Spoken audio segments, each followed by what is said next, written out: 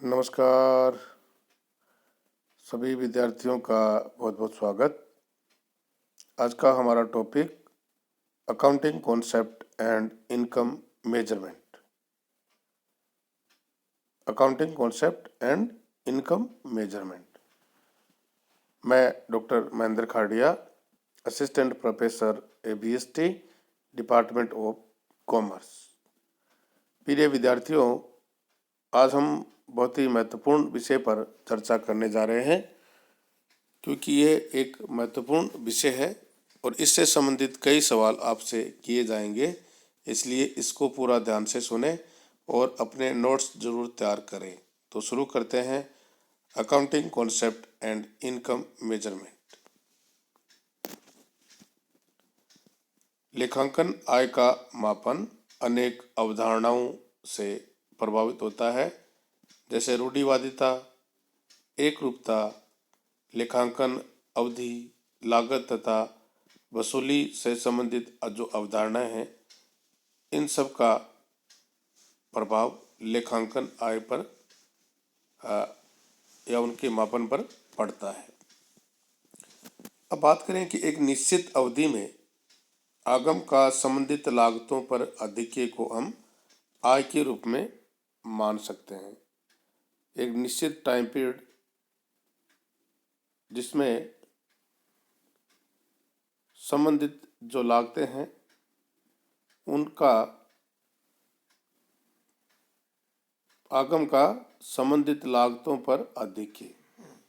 आपकी आगम ज़्यादा है और आपकी लागत है वो कम है, इस कारण से जो डिफरेंस आएगा उसको हम बोलते हैं आय। अब एक डायग्राम के माध्यम से इसको समझेंगे। जैसे देखिए, 40,000 रुपये आपने नकदी कैश लिया और परचेज किया गुड्स एंड फैसिलिटी 4 लाख रुपए। तो आपके टोटल कितने हो गए? 4,40,000 रुपये।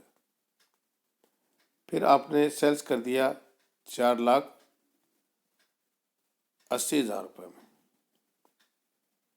तो कलेक्शन कितना हो गया आपका? कैश आपके पास कितना आ गया? 4,80,000 रुपये। अब आपको ध्यान में रखना है कि एक्सपायर्ड कॉस्ट कितनी हो गई। मटेरियल आपने कितना यूज किया था? 4 लाख रुपए। और रेवेन्यू आपके पास कितना जनरेट हो गया? 4,80,000 रुपये। कितना हो गया? 4,80,000। एक्सपायर्ड कॉस्ट कितनी? 4 लाख रुपए। ये देखिए, गुड्स एंड फैसिलिटी 4 लाख रुपए। इसको आपने सेल किया 4,80,000 में। आपके पास रेवेन्यू कलेक्शन कितना हो गया? 4,80,000। और आपकी कॉस्ट कितनी आई? 4 लाख रुपए। तो रेवेन्यू आपका ज़्यादा है और कॉस्ट आपकी कम है, तो डिफरेंस जो अमाउंट आएगा उसको हम क्या बोलेंगे?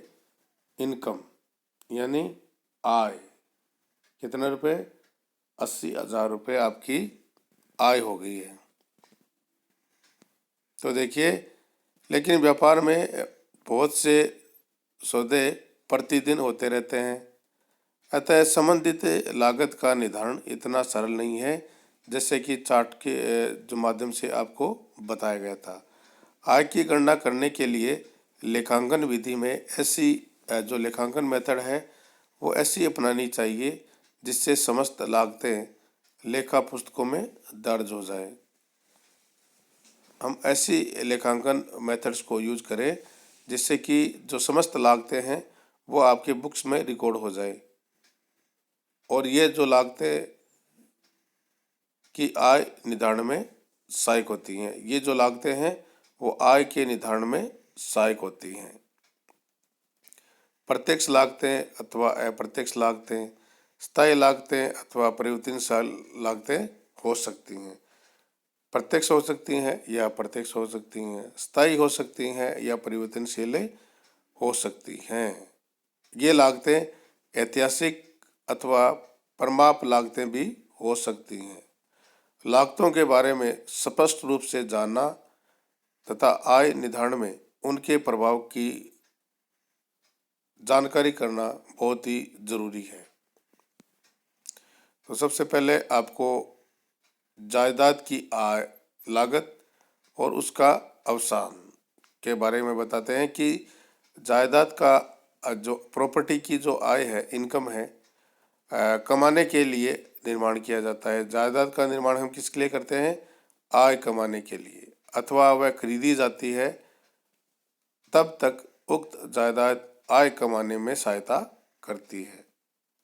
जब तक उस जो प्रॉपर्टी है की वास्तविक लागत का अनुपातिक भाग उक्त आय में से घटाया जाना चाहिए।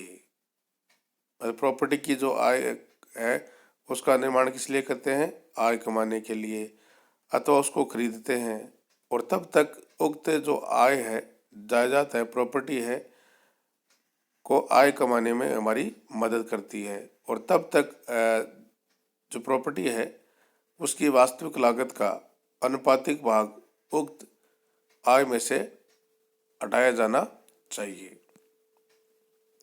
इन्वेंट्री की लागत देखिए कि इन्वेंट्री की जो लागत है उसमें निम्नलिखित लागतों को हम सम्मिलित करते हैं जो कि पुनः विक्री के लिए धारण की जाती है, बिक्री के लिए उत्पादन की प्रक्रिया में है, अथवा माल के उत्पादन में चालू अवधि में उपभोग की जाती है।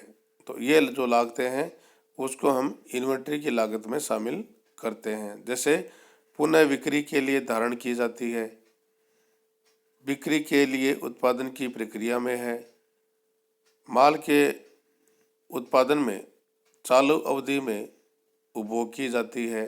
इन सब आयों को हम इन्वेंट्री की लागत में शामिल करते हैं। नेक्स्ट है अदृश्य लागतें। तो अदृश्य लागतों के बारे में बातचीत करें तो अदृश्य लागतें अदृश्य संपत्तियों जिसमें पेटेंट है, ट्रेडमार्क है, ख्याति है, प्रारंभिक व्यय है, विज्ञापन है आदि लागतों को अपलिखित किए जाने का कार्य भी सही लागत के मापन को बहुत प्रभावित करता है। इनमें से कुछ अदृश्य संपत्तियों जैसे पेटेंट, ट्रेडमार्क का जीवन काल विधान में निर्धारित होता है, अतः उनकी लागतों को जीवन काल में संपूर्ण वर्षों में फैलाने का कार्य सरल है। किंतु अदृश्य लागतों कृत्रिम संपत्तियों के स्वभाव की होती हैं। किंतु जो अदृश्य लागतें होती हैं वो कृत्रिम संपत्तियों के स्वभाव की होती हैं और इनका जीवन काल है वो निर्धारण करना मुश्किल कार्य है। अतः विभिन्न कार्यों में फैलाने का निर्णय आय के मापन को बहुत अधिक प्रभावित करता है। इन लागतों को काल्पनिक आधार पर विभिन्न वर्षों में फैलाकर प्रबंधक अपने व्यापार की आय को कम या अधिक कर सकता है। अब आती है आरोपित लागतें। लेखांकन आय के निर्धारण में स्पष्ट तथा वास्तविक लागतों के अलावा कुछ आरोपित लागतों को का भी ध्यान रखना आवश्यक है। इन लागतों के उदाहरण जैसे पूंजी पर ब्याज, व्यवसाय के मालिक के स्वयं के कार्यों का उचित पारिश्रमिक तथा मालिक के स्वयं के मकान में चलाए जा रहे व्यापार के कारण मकान का उचित किराया भी हो सकता है आरोपित लागतों में शामिल। आरोपित लागत का निर्धारण स्पष्ट तथा वास्तविक लागतों के अलावा कुछ आरोपित लागतों का भी ध्यान रखना हमें जरूरी आवश्यक है।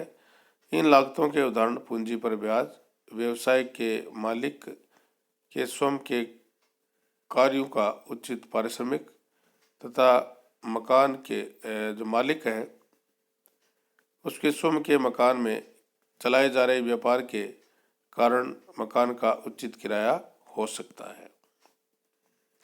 लेखांकन आय के सही मापन के लिए इन आरोपित लागतों का घटाया जाना भी अति आवश्यक है। वर्तमान में व्यापार के प्रबंधकों द्वारा अपने लाभ हानि में इस प्रकार की लागतों को नहीं दिखाया जाता है और इन लागतों का सही निदान करना कठिन है, किंतु सही आय का मापन करने हेतु इनका भी उचित आधार पर निदान करना अति आवश्यक है। तो इस प्रकार से हम लेखांकन, concept of income and measurement के बारे में आपको जानकारी दी है। सभी विद्यार्थियों का बहुत बहुत धन्यवाद। Thank you very much.